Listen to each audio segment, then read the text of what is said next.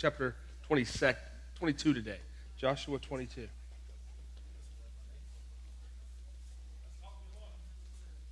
Joshua 22, 1. We ready? Then Joshua called the Reubenites, the Gadites, the half the tribe of Manasseh. And he said to them, "You all have kept all that Moses, the servant of the Lord, commanded you, and have obeyed my voice in all that I commanded you. You have not left your brethren these many days to this day, but have kept the charge of the commandment of the Lord your God." Remember, these three tribes, 2.5 tribes, went across the Jordan River to help the other tribes conquer their land. The land was then divided up as an inheritance, and then they were able to go back across the Jordan, which is the land that they wanted from the very beginning.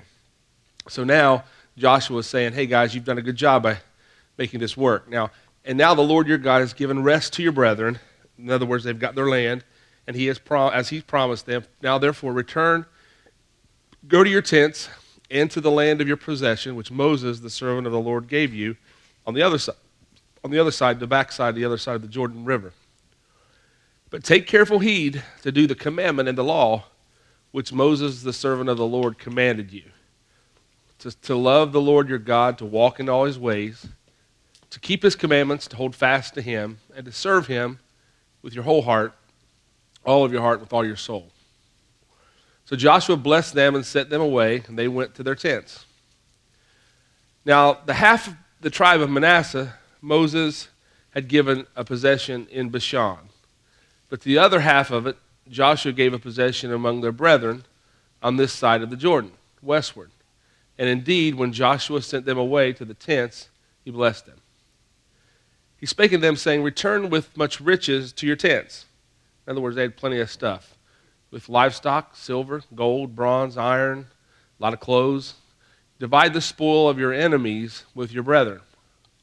So the children of Reuben, the children of Gad, and half the tribe of Manasseh returned and departed from the children of Israel at Shiloh, which is the land of Canaan, to go to the country of Gilead, to the land of their possession, which they had obtained according to the word of the Lord by the hand of Moses. And when they come to the region of the Jordan, which is the land of Canaan, the children of Reuben, the children of Gad, and half the tribe of Manasseh built an altar there by the Jordan, a great impressive altar. Here's what happened. You got these guys on this side, okay? You've got all the tribe here, all the children of Israel here, but in the middle was the Jordan River. And the Jordan River separated Canaan, or the promised land, really from the wilderness. But what God had told them, I'm going to give you all the land of the promise, of the Canaan land of promise. But Moses gave Reuben, Gad, and half the tribe of Manasseh this land that they wanted here because they didn't really want to go across that river. They were okay here because there was plenty of good property. And they said, we'll take the property here. We'll stay right here and be okay. But we don't have to go across there. Moses says, no, you can't go there. You have to go there to help fight your brother. You can have this land, but you're going to not rest until your brother gets what they want. That's a lot of people today. As they stay here, they go, hey, we're pretty perfectly content. They'll turn a blind eye to everybody else's situation because they got what they want. Moses wasn't going to let them do that. No, you got to go fight with your brothers. When they enter into their rest, or they receive their inheritance, then you can go back and get your stuff. You can go back, settle down there. But when one's pioneering and one's trailblazing, we're all pioneering and trailblazing. Right? When we're taking new territory, we're all taking new territory. You can stake your claim. That's why, if I take this over a little bit further into where we are today in America, there's just been a major shift, if you haven't noticed it in the last week and a half, of what's happening in the country. You've got all kinds of executive orders. You've got all kinds of Congress jockeying.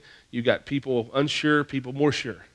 You got all this. But the one thing is for sure, it's changing. Wouldn't everybody agree with that?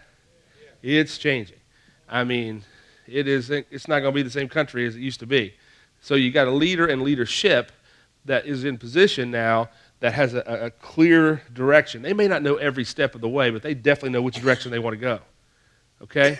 So you've got a pioneer, you've got a trailblazing leadership in America. Not somebody that's just trying to fix problems. He's trying to take it somewhere. Okay? And his leadership's trying to take it somewhere. Anytime you have a leader, a leadership that is taking it somewhere with a vision and a direction, then it's always a temptation of the people that aren't pioneers or trailblazers, people that really don't want to forge ahead. It's always a temptation for them to go, I don't know that I can do this. I'm okay just to settle where I am. Don't cause me all these problems. Don't cause me all these headaches. I'd just soon to stay right here. I'd rather manage my dysfunction or manage my poor performance or manage my situation in life than to have to go across and go forward. It's easier to manage, to try to get comfortable, than it is to just sit it to the side and say, we're going forward no matter what it looks like. You're never going to progress in life without a fight. Is that okay? It's just not going to happen. You either fight yourself or fight somebody else. And I say not other than people, but you're going to fight. Most of the time, it's fighting yourself. It's with the fights within you. So here they are.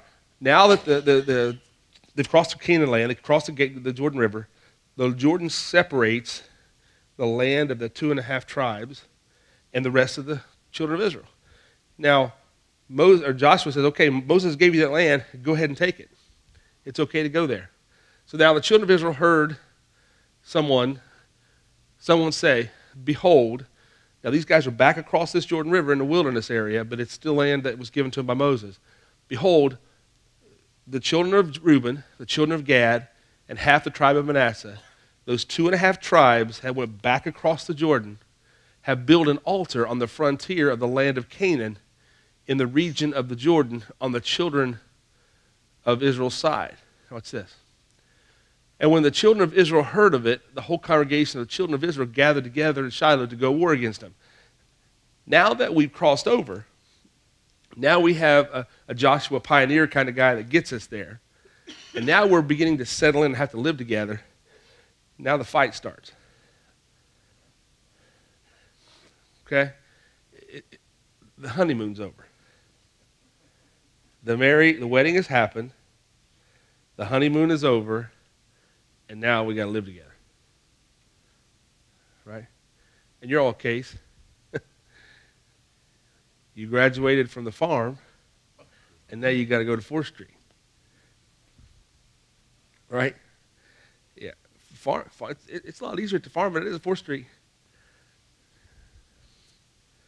All right? It's easier to date and be prepared for a wedding and get married in life for families than it is to live a marriage, build a marriage. Because you got to live together. You got to live socially. It's really harder to stay on a job and sustain and maintain than it is to get it. Because the temptation is when you're sustaining and maintaining and living and dwelling and occupying is to get restless and frustrated. Because you get to see your stuff and you get to see their stuff. Because you got to live with people, work with people, deal with people. Right? How many of you don't have to answer this out loud, but how many of you have people got in a situation and it looked good on the outside, you get in it and went, oh dear God, I had no idea. But you're already in it. Can't get out. You could, but it's a lot harder to get out than it is to get in. You know what I'm talking about? So now look what's happening. The Israel people are going, man, they're setting up an altar here and when the children of Israel heard the altar was going to go up, it was going to be on their side of the property, they were ready to go to war again with them in Shiloh against them. Then the children of Israel sent Phinehas, the son of Eleazar, the priest, to the children of Reuben, to the children of Gad, to the half-tribe of Manasseh. They sent a spokesman. They sent Phinehas to the land of Gilead. Watch this. They also sent 10 rulers with him, 1 ruler each from the chief house of every tribe. They had a representative of every tribe that went with Phinehas. Each one was the head of his house of the father among the divisions of Israel. Yeah. Then they came to the children of Reuben, to the children of Gad, and to the half-tribe of Manasseh, to the land of Gilead. And here's what was said. Watch this. This is so good. Thus says the whole congregation of the Lord. I'm speaking on everybody's behalf, they're saying. What treachery is this that you have committed against the God of Israel, to turn away this day from the following the Lord, in that you have built for yourself an altar that you might rebel this day against the Lord? Is the iniquity of Peor not enough for us, for which we are not cleansed till this day, although there was a plague in the congregation of the Lord? But that you must turn away this day from following the Lord, and it shall be, if you rebel today against the Lord, that tomorrow he will be angry with the whole congregation of Israel. See, the Lord looked at them as one. They broke themselves off, fragmented themselves off to their own little group. Let me just say it this way. God saw them as the church, but they made themselves a denomination. Is that fair to say? Right? God saw them as one. They segregated their group off. Nevertheless, in the land of your possession is unclean. If the land of your possession is unclean, then cross over to the land of your possession of the Lord, where the Lord's tabernacle stands, and take possession among us, but do not rebel against the Lord. Don't go doing your own thing when we're a part of a big thing. Don't fragment like you got yourself all, we don't need all to be associated. No, God looks at it as one. That's why he looks at the body as one. He does. If you'll remember correctly, when they were traveling through the wilderness, he had them from the east, the south, the north, east, west, north, south, and it was, from the aerial perspective, it was one big cross.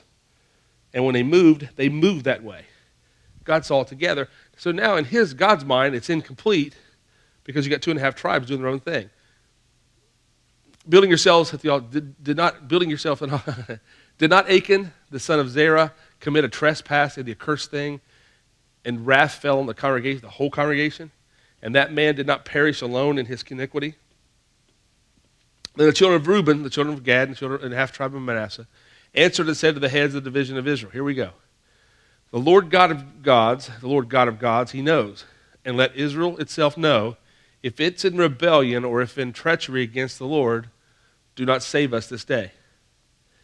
If we have built ourselves an altar to turn from following the Lord, or if to offer it on a burnt offering or grain offerings, or if to offer a peace offerings, let the Lord himself require an account.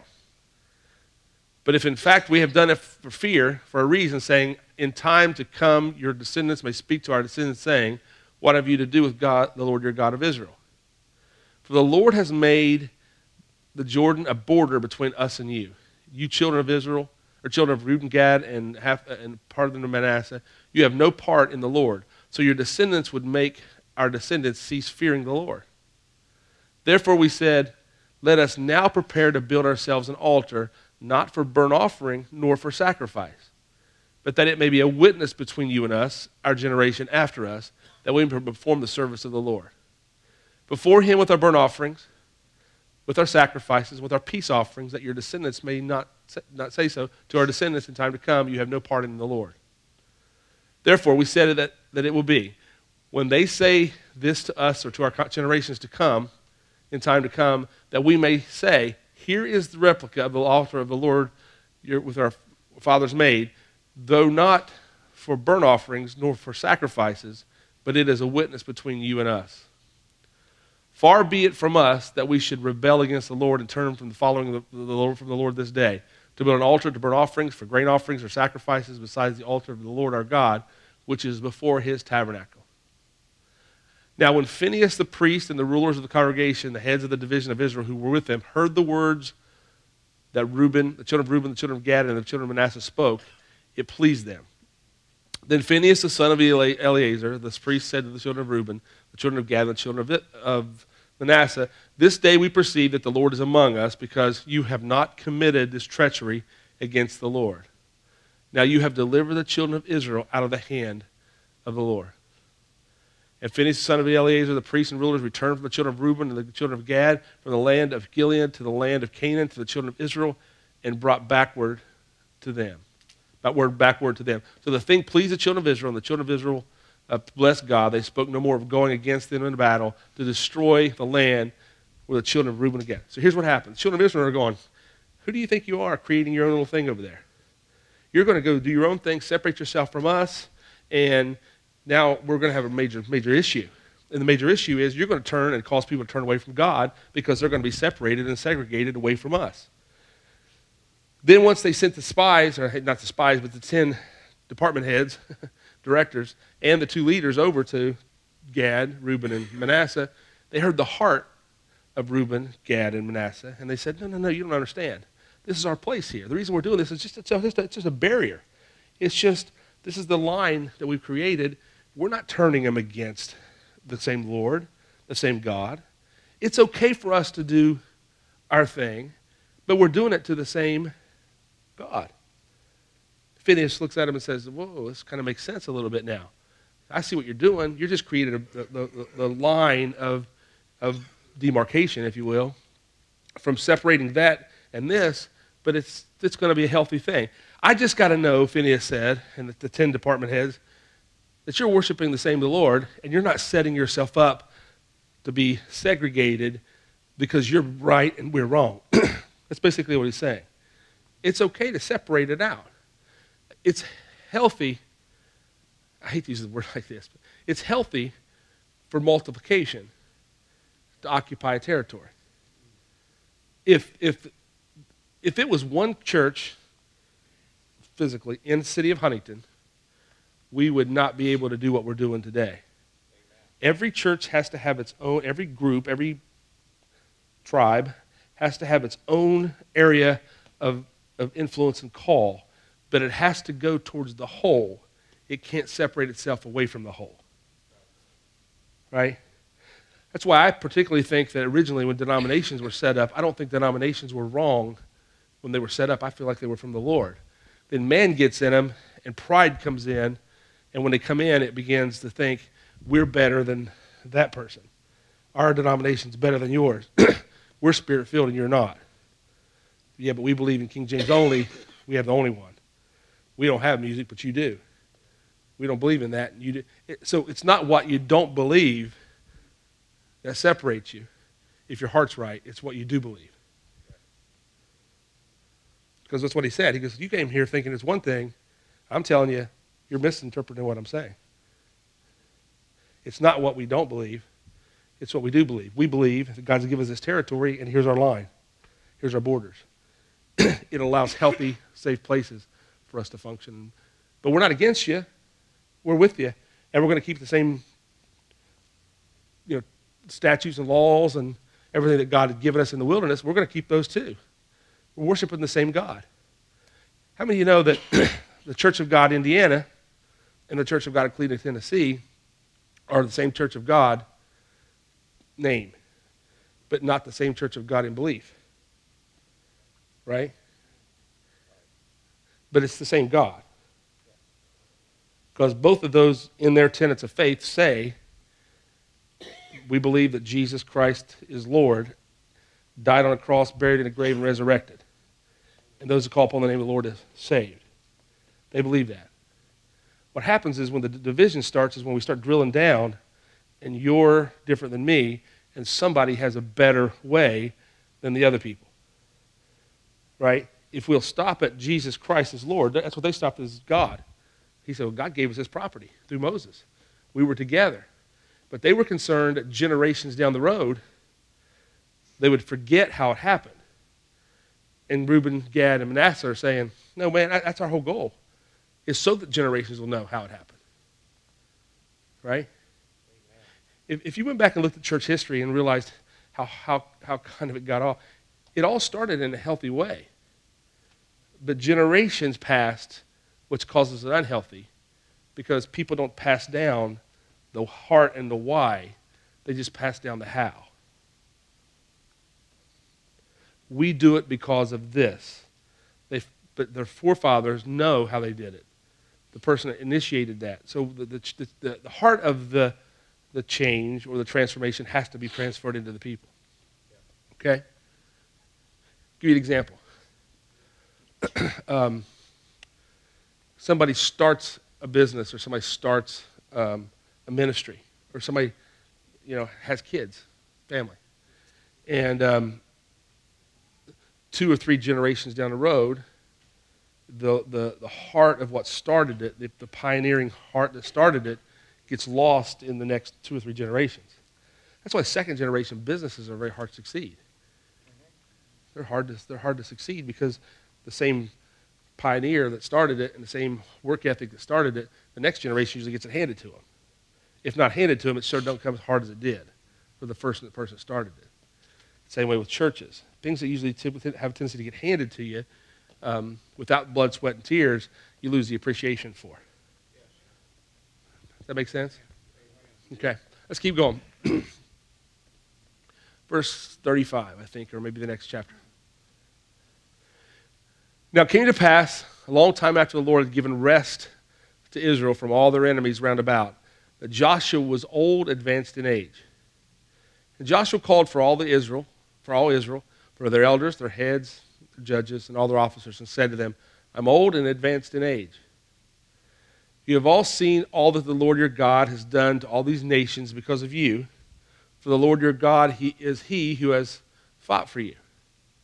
See, I have divided to you by lot these nations that remain, to be an inheritance for your tribes, from the Jordan with all the nations that I have cut off, as far as the great sea westward.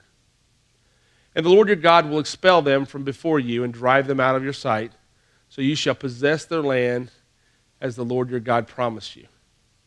Therefore, watch this, be very courageous to keep and do all that is written in the book of the law of Moses, lest you turn aside from it to the right hand or to the left. Unless you go among these nations, these who remain among you, you shall not make mention of the name of their gods, nor cause anyone to swear by them. You shall not serve them, nor bow down to them. But you shall hold fast to the Lord your God, as you have done to this day. For the Lord has driven out from before you great and strong nations, but as for you, no one has been able to stand against you in this day. One man of you shall chase 1,000, for the Lord your God is for the Lord your God is he who fights for you, as he has promised. Therefore take careful heed to yourselves that you love the Lord your God. Or else if you indeed do go back and cling to the remnant of these nations, these that remain among you, and make marriages with them, and go in to them, and they to you, know for certain that the Lord your God will no longer drive out these nations from before you, but they shall be snares and traps to you, and scourges on your sides and your thorns in your eyes, until you perish from this good land which the Lord God has given you. Here's what he's saying. Listen, all right, I'm getting up there in age, Joshua's saying. I'm not going to be around here forever. We have fought a lot of fights. We have taken some land. You have seen how there's not been one enemy that stand against you. Not one of them have made it. We've taken out every single enemy. And God did it for you. He did it because he loves you. He separated you out. He's called you out for a purpose. He's pulled you to himself. He's put statutes. He's put laws. He's put his heart, his favor, his grace, his love, his compassion, his direction, his power, his strength. He's given that all to you. And the whole world that we've conquered knows there's something different about you, and the only thing that makes you different than them is that God is on your side. That's the only thing that's different. You're not better than them, smarter than them, wiser than them. You're not prettier than them. It's just because he favors you. What separates you from the people of the world is he favors you, and because he favors you, all these things come upon you: grace, strength, power, love. All those things come on you because of God's grace towards you. That's it. You're not from a different pedigree. You're not from a different training facility. It's one thing: God chose you. Right? Now, because God chose you, all the world knows that God chose you. Don't you ever forget that God chose you. And because now he's separated you and pulled you off to himself, he's placed things inside of you and given you some things to live by, and he's made you a great nation. He's made you a great people. He's made you a great person. So don't go back now when you go forward and continue to live life, because you've been living in rest for a while. Things have been okay, and you've had a little bit of downtime, and you forgot what it was like to fight because things are just kind of okay. Now you're going to get mobilized again, and things are going to change, and you're going to have to conquer some more land. But I want you to have two things. I want you to be encouraged and have courage that God is with you, but also know that they know that God's with you. I need you to know that he's for you, but I need you to know that your enemies know that he's for you. They're not afraid of you, they're afraid of him. And they're not afraid of him because of him. They're afraid of him because of you, because they know how he feels about you. That makes sense? You're going to get favor, and they know you're getting favor. They know you're going to get favor and grace from God because God loves you. That's going to cause them to be enraged and jealous over you and towards you because they know you have something that they can't get. Right? But he said, here's the word. Here's the word for you. What will cause you to lose and to be set back is when you go into their world and you're trying to conquer that land and take territories, and you become more like them than them trying to become like you. You become mingling with them. You'll think that's okay. Over the course of time, you'll become desensitized to the way they live, and you'll think it's not that bad, and they'll become, their rules, their laws, their gods, their way of life becomes common to you, and you'll become more like them. Now, over the course of time, we have experienced that in this country. God pulled the church out several thousand years ago. Then a couple hundred years ago, when we become a nation, it was built on Judeo-Christian principles. Amen. But over the last several decades and several generations, we've been pulled off and become desensitized as the world and worldly ways become common in America. And the church has become desensitized to the way the world operates. So we become worldly, wondering why things aren't working the way they should work in the church. Am I talking to anybody today? Amen. That's the truth. Okay? And then you wonder how you got there. I don't know anybody that's ever been in trouble, got in a situation they've been in that's bad, that of the choices and decisions they made on their own. I don't know anybody that went, God, I set out to do this. It's always a process. And it's usually never one bad decision. It's a series of bad decisions that leads up to a really bad decision. Okay? You forget the warnings along the way, and then at the warnings along the way, when you forget them, you finally find yourself going, oh my God, how did I get here? Let's just break it down. You get married to somebody you know you shouldn't have been married to. You get connected to somebody you know you shouldn't have been connected to. You took that job that you shouldn't have taken that job. You knew you shouldn't have taken that job. You invested in that. You did this. You did that. It's always because you knew and you didn't follow. Right? Now, the beautiful part about God is because he does love us and favors us, that's not how the story ends. He'll take that decision when we turn to him and go, oh, God, how did I get here? He'll turn it, and whatever bad decision that you made, he'll turn it for your good and get it to where you need it to be. Okay? Behold, the day I'm going to weigh all the earth.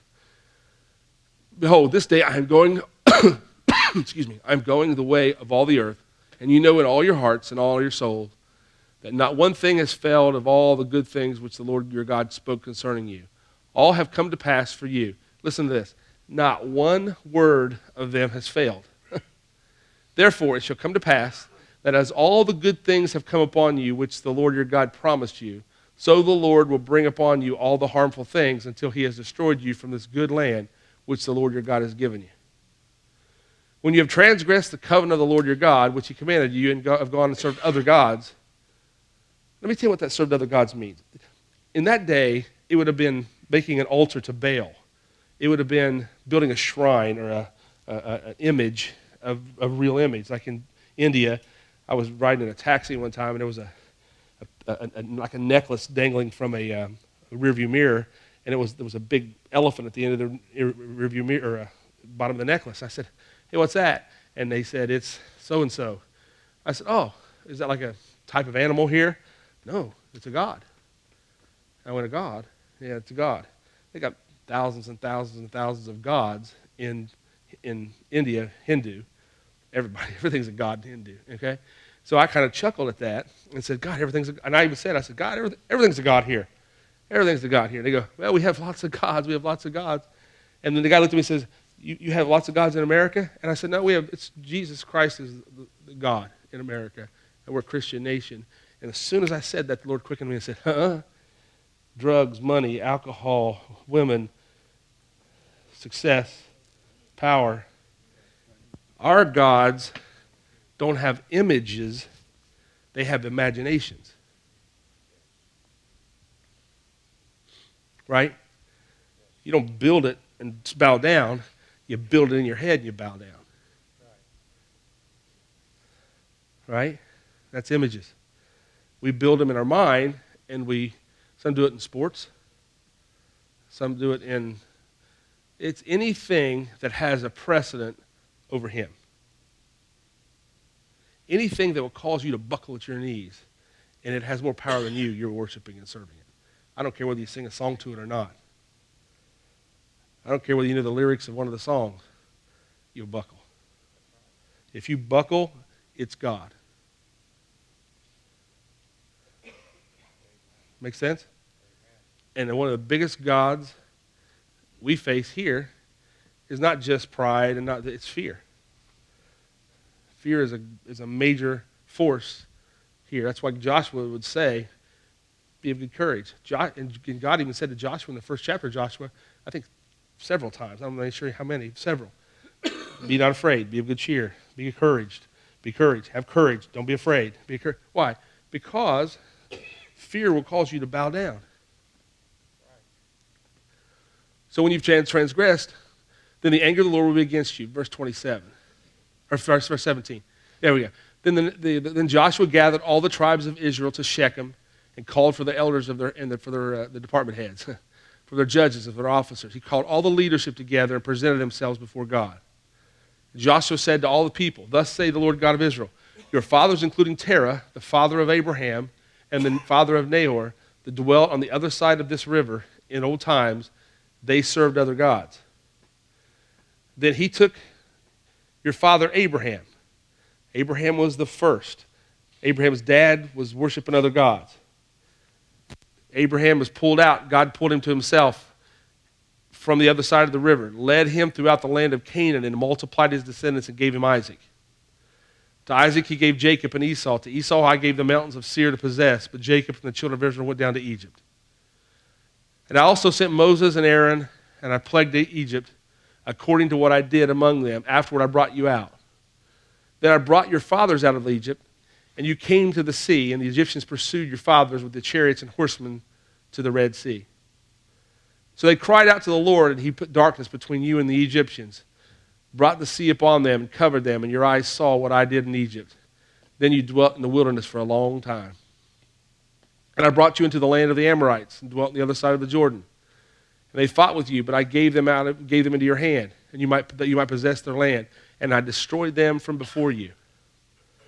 Then Balak, the son of Zippor, king of Moab, arose to make war against Israel and called Balaam, the son of Beor, to curse you. But I wouldn't listen to Balaam. Therefore he continued to bless you. So I delivered you out of his hand.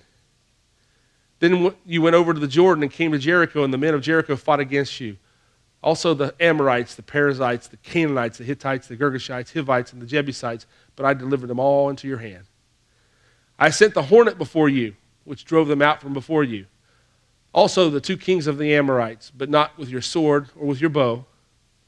I have given you the land for which you did not labor. You didn't even work for it, and I did it. And the cities which you did not even build, I had them build it for you while your ancestors were still running in the wilderness. And you dwell in them. You eat of their vineyards. You're eating stuff and dwelling stuff and living stuff today that you didn't even have a clue how to get there. Now therefore, fear the Lord. See? Fear him. Be awe. Be in respect. Be reverenced. Serve him in sincerity and in truth, and put away the gods which your fathers served on the other side of the river and in Egypt. Serve the Lord. And if it seems evil to you to serve the Lord, choose for yourselves this day whom you will serve, whether the gods which your fathers served that were on the other side of the river, or the gods of the Amorites in whose land you dwell. But as for me and my house, Joshua says, we will serve the Lord. He's saying this: you can't have it both ways. You can't have 1 foot in and 1 foot out. You can't come, and I'll just break it down, you can't come to church or go to work and act like a Christian, but when you're around those people, be worldly. You can't have it both ways, because eventually you're going to have to go one way or the other. The pressure will cause you to go one way or the other. You got to make a decision from the day you wake up, from the time you wake up, which way I'm going to live, and I'm going to be consistent whichever route I take. Make sense? But Joshua said, but for me and my house, we'll serve the Lord. And what he said was this. He said, there were other gods before Abraham's parents. They were all serving all the God, the sun god, the moon god. They were serving them all. And I called Abraham to myself. And I said, Abram, You're going to have to get out of here, and I'm going to show you a land that you don't even know it is. And Abraham said, how am I going to know it if I don't know what it looks like? He said, you'll know it when you see it. So Abraham sets out, gets his family together, his wife, his handmaidens and all, and he starts on this journey. God says, I'll give you all the stars in the sky and all the sand on the beaches will be your ancestors. And Abraham's going, I don't even have a kid. How's this going to work? God said, you'll have a kid. It'll be a promise. And through him will be all these ancestors that I'm going to give you. Your posterity is going to be great. Abraham and Sarah were old in age. You know the story. Couldn't have kids. Sarah gets impatient. She gives him Hagar. Abraham gets Hagar pregnant. They have a boy named Ishmael. But God never intended for them the promise to come through Hagar. The promise was supposed to come through Sarah.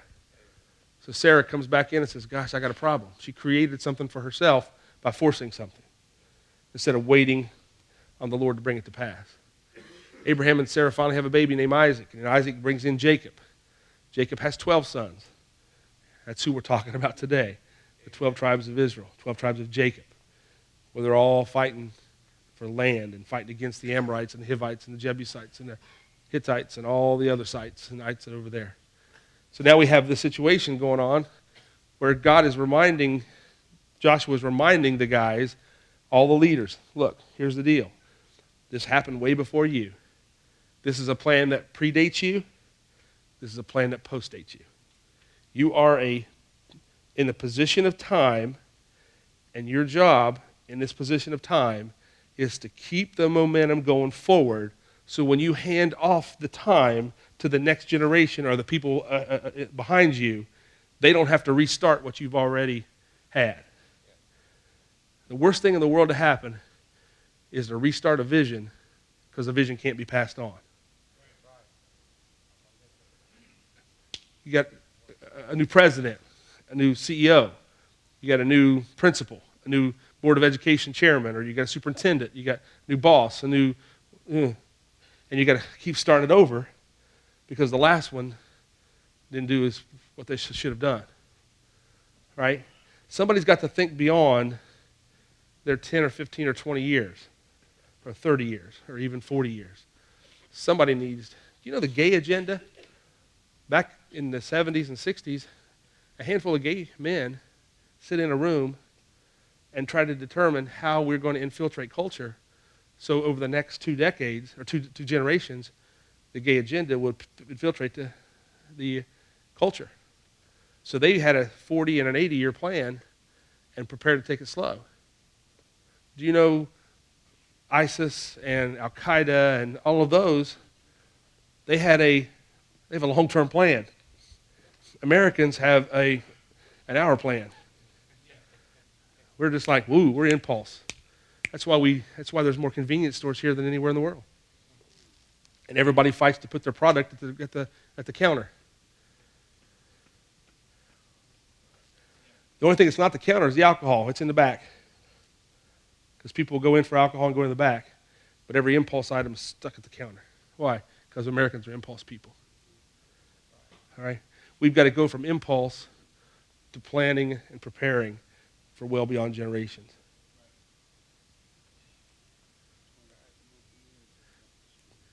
When you're in your 20s, you don't care. You're just trying to give me a Monster drink and a pack of cigarettes. And then give me a Snickers bar on the way out because it's right here. Oh, by the way, I'll take 3 lottery tickets because I'm standing here looking at them when I check out. I'm telling the truth. Right? And then somebody's got to get you out of your jam because you're in an addiction world where you're in a bad situation. Because why? And it's not just that. It's not just there. It's because our blood pressure is higher than anybody's. I'm just telling you the truth. Because we're impulse. Used to, you'd have 3 channels to choose from a couple of decades ago. Now there's 400 or 500 channels you can get. And if you don't like that, you can just subscribe to something else. Right? Because YouTube, Apple TV, and everything's at your fingertips. I'm all for progressive and directional, expediting availability. But somebody's got to think beyond themselves. Right? Love you guys. It's true. I'm just telling you the facts. just the way it is. 9/11 wasn't planned a year before.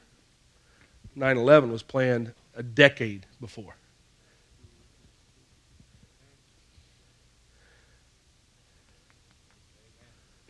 And most Americans are living paycheck to not even a paycheck. Not even generation to generation. Not even week to week. It's day to day, hour to hour. Moment to moment. Impulse to impulse. Here's one for you. More money is wasted on payday than any other day of the week. Look at your life. Look at your life. People that have very little money at the end of the week or end of the month or wherever they get paid are very good about using their last $5. But when they receive the 500 or 1,000 or whatever that check is when they're loosest, that they're the most loose. Yeah. Wasteful discretionary spending happens when there's a surplus, not when there's a crunch.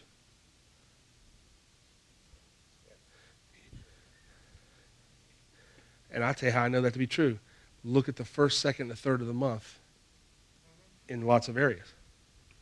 The check comes out, and then you watch Facebook, and you'll see all your Walmart posts.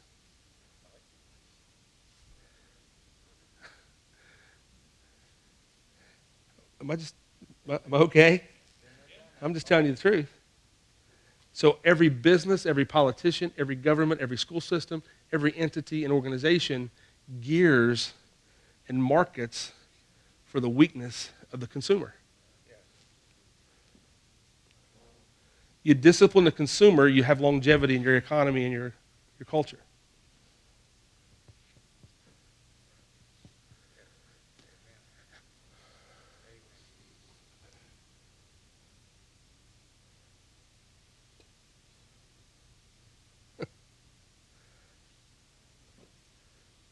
It's good stuff.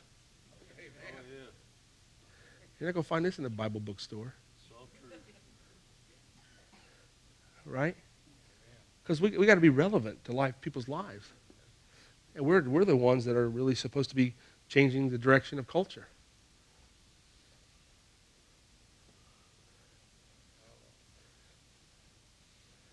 So the church on Route 2 fights the church on Shopes Creek because they're two different denominations, but both of their people are still at Walmart on the first of the month spending all their money. Right? When really, it's not the denomination that makes you special, it's the way you think, no matter what part of denominations you are. It's how you see it. It's how it'll be. So rather than stewarding life, we're always preaching messages that help to fight to escape death. So the church becomes evangelistic, but really it's just desperation to get people out of the mess they're in so we can just at least get you out of the mess, get you off life support. But we're okay with you having a long life, even though you're sick, just as long as you're not in life support. Right. We're okay if you're in the hospital. We just don't want you in hospice.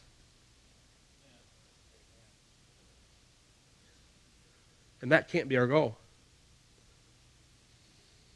And I'm not talking about just physical. I'm talking about emotionally. I'm talking about spiritually. I'm talking about every aspect of your life. Right? So churches will put programs in place to make comfort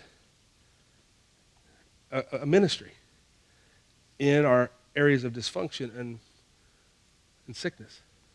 And when I say sickness, I'm not talking about just physical. I'm talking about overall sickness. Because if we can just keep you from flaring up, we'll be all right. I'm all for flaring up. I'm ready to just say, let it be what it is. I got to close, but I had a couple one time come in my office, and they were at each other's throats, and they were silent fighters, and everybody in the church world saw them as just incredible, great people, but man, they were just fought, cats and dogs. People that were close to them knew it, but everybody outside thought it was okay. Man, I want to be just like them. Just, God, that's the marriage we want, right? That's the family we want right there. They're just a picture-perfect family. So they're in my office, and their biggest fear, this has been years ago, their biggest fear was for everybody to find them out. But they never wanted to fix anything. They wanted me to help them show a better presentation because they felt like it was starting to penetrate beyond the wall or the veil for people to see it. So they said, listen, we're coming to you because we know you have wisdom. We believe you're going to help us. And I really believe you're going to give us a word from the Lord. I said, I do. I have one. I said, this Sunday, I said, I want you to be at church. Now, this wasn't where I was at. I was at another place. I was preaching. And I said, this Sunday, will you be at that church with me down there? And they said, yeah. Oh, gosh, yeah. We're there. That's why I have a word for you. I said, okay. So they both came to church that morning, and they're fired up and ready to go because they had a word. So I called them up, and I said, these two people are pillars of leaders, incredible people, great family, great kids, great everything. But, man, they're really struggling in their marriage because they're worried about what you'd think if you knew what their marriage was really like. And I thought he was going to just fall to the ground right there. And I looked, and I said, what's wrong? I said, that's the word from the Lord. And he went, oh, God. I didn't. They trusted me. And I said, I'm just telling you, the world, you need to tell them. Here's the microphone. I said, go ahead. And, man, something broke on their hearts. It melted them right there in front of them. Now, I didn't do it in their home church. I did it in a church that was safe because nobody knew what was really happening but us three. And I watched it melt off of them. The public opinion, the worry, the fear broke. And, you know, that's been 15 years ago. They have grandkids now. They're still together. Not a problem. And now they don't have that public world and private world. They just have a world. And all they need to do is get past themselves. But they sit in a place where it was preached and taught that you couldn't let your weakness be shown. So your weakness started growing. I'm not saying display all your flaws. I'm going to say pride is a dangerous thing. And America right now is going through a depriding stage. It's pretty exciting, isn't it? You're thinking, God, I hope he never has a word for me. I really didn't have a word from the Lord. I just wanted to get them past that because they were so much better than that. They were living under that kind of pressure. And really, to be honest with you, their marriage wasn't that bad. They've created it because they were worried about what people were thinking. It made it worse than what it really was. Then they could be themselves, and the pressure's been removed. They said, you mean I've been fighting all those years? I said, yeah. You thought you were fighting her, but you were really fighting that. And once you fought that, you didn't fight her. See you at 11 o'clock.